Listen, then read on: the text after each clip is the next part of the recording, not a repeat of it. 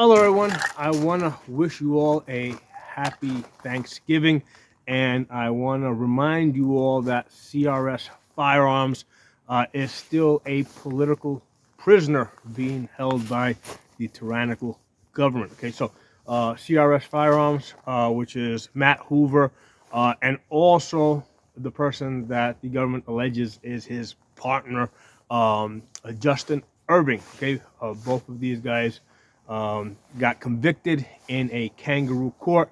They weren't even allowed to mention their Second Amendment rights. Right, the government forbade them from using that defense altogether. Yeah, those Americans, those true Americans, are political prisoners.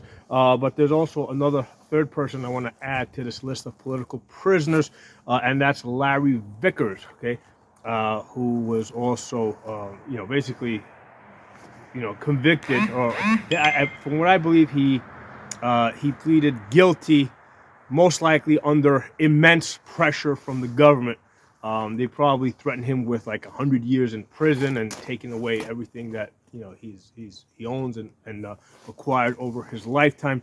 And I suspect, without knowing the details, that they basically put him in a position where he had to plead guilty or risk 100 years in prison. Okay, so this is the type of government that we have. This is the government that the founding fathers warned us against. Well, it's here. Okay, so I want to give my respect to these political prisoners, Matt Hoover, Justin Irving, and Larry Vickers. And there's lots of them out there, others out there. Most of the people that were, that related to the to January 6th government setup.